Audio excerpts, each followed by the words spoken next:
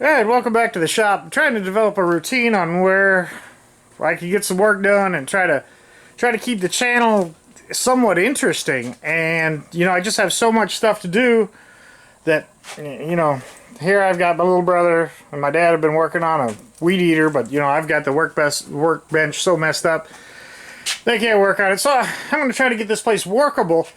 And I had some footage of this before, but one of the problems that I had is that I had left my camera in the truck near the AC vent, and it condensed, and the screen fogged up, and I lost a lot of footage. So anyway, and that stuff's not really that interesting, but anyway, this is sort of my task right now. But one of my problems is that I can't really move stuff because of the rain. I can't move it from one shop to another, and either leave it on the trailer because it might get stolen or because it's going to get wet. So, to combat that, I bought this. It's a 5x8? Yeah, 5 foot by 8 foot, all metal trailer. What am I doing? I'm sort of on the fence as to how this door opens sideways as opposed to having a ramp. I imagine there's positives and negatives to just about anything. But anyway, I bought this trailer because it doesn't have any plywood on the inside. It is all metal, and it is all like 3/4 inch square tubing. It is very sturdy. And the neat thing about this, because it's got the metal stiffeners and the gussets and everything here, it actually stiffens the frame up below. So it's got a sturdy frame, C-channel frame below, but this really keeps it all locked together. So this is going to cut down on any sort of sway, or if I had something in the front corner over there, it's not gonna. Anyway, you'll see it with cheap trailers, and there's some trivial amounts of rust on it here and there, but by and large it's in pretty good shape. Got a little toolbox in the front. It's a little short, so it's quick to jackknife on you if you don't know what you're doing. And but anyway, this should be a real good help once I get to the other shop and start need to move things around. So anyway, that's my new trailer, but I'm going to try to find something interesting to work on today and not bore you to death with the cleaning aspects of it. And hopefully if everything goes right, I will be able to try a new camera that I got. And I know that some people get aggravated when I talk about cameras, but the cameras are, they're a tool. And just like all tools, I think they're interesting. So let me try to get some work done today, and I'll bring you back later on when I find something interesting.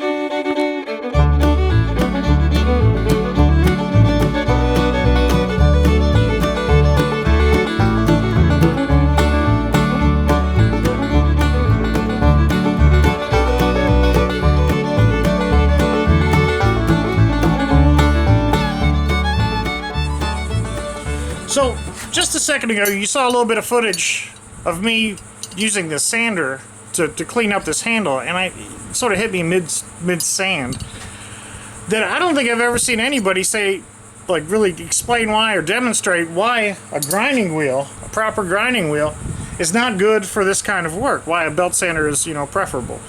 And I'm pretty confident that this isn't going to work, but I want to demonstrate what kind of finish you're going to get with a grinding wheel versus sander.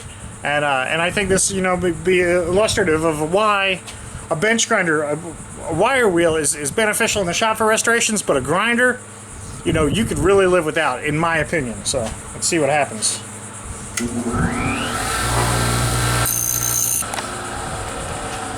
All right, so there we have. I've ground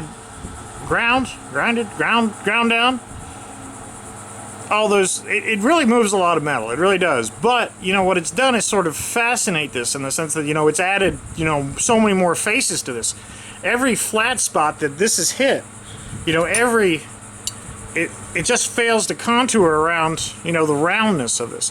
The grinder is great for removing material, but leaves just an atrocious finish on this. So we'll bring you over to the belt sander, and you'll get a better idea of how this contours around the blade or around this handle. Alright, so here we are, zoomed in very close. And as I push on this, the blade is going to deflect and sort of contour itself around and give you a much nicer finish. You can see how just jagged that is through the refraction of the light. But let's give this a little bit of a sand and see how it looks.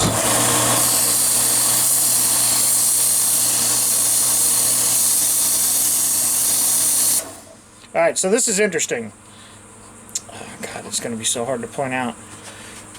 Okay, so what I've got now is I've got this a little bit sanded down. And if you can... Let me,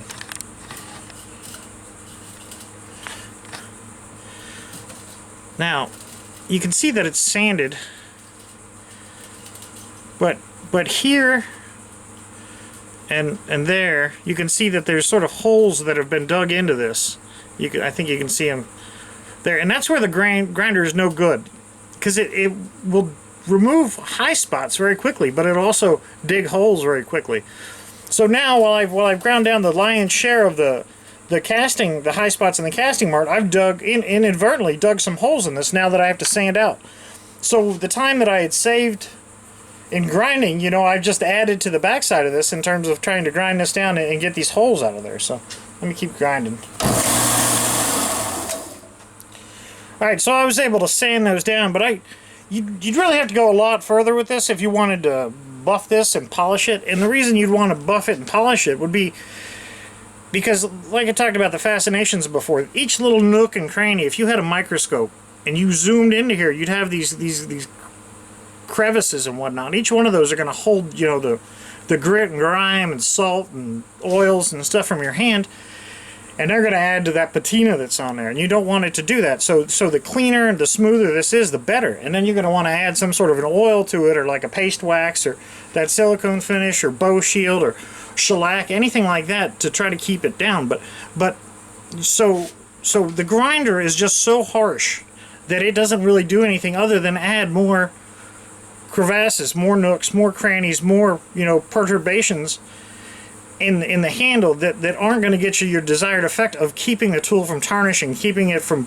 patinaing any faster. So that's why a belt sander is really critical. And you know, if you're really trying to make an episode out of this, and you watch Scoutcraft or Ben or 357 or Wireworks or Super Wrench, any of these guys, you'll see that, you know, they'll go through different gradations. They'll go through, you know, start at 180 grit, 220, 320, 400, so up to 2000 grit, and then they polish it. And, you know, you get all the way to 357 when he's got his flits, and he will really get a shine on the tools.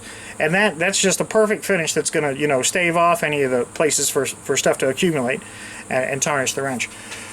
But anyway, so that rant aside, to quote Mr. Pete, my objective today is not to restore these to, you know, pristine conditions. I have too much to do. I will never get anything done if I keep going down that path. So I just want to clean these up a little bit better, and I'm going to put an edge on it, and then maybe paint them. I don't know what I'm going to do. But anyway, put them back in the drawer so that we can use them. So that's my objective here. So I'm going to carry on with some time lapse of that, and then I'll bring you back when I have the finished product, and then go from there.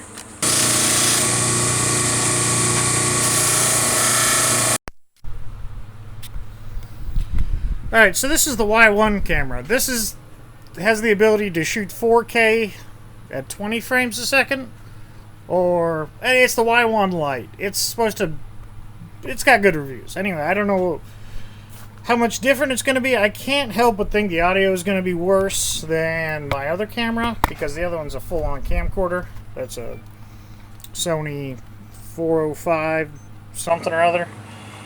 Anyway, I've been pretty happy with the Sony. I think I paid $205 for it. And this camera was $40 or something like that. But anyway, we'll see how it works.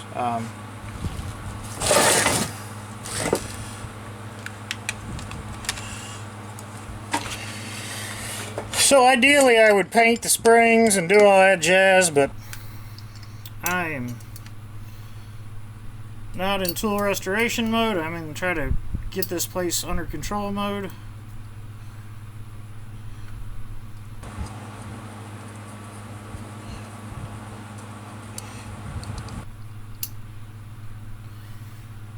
So there's that.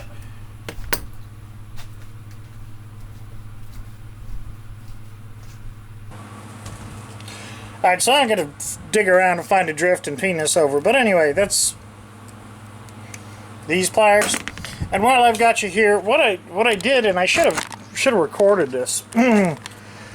Not because there's anything cerebral or about it, but what I did do is I used the little Walker Turner drill press, and it was just a treat to use. It is such a nice machine. My buddy Chris would like that. But anyway, it's just been probably an exercise in ADHD, that attention deficit disorder.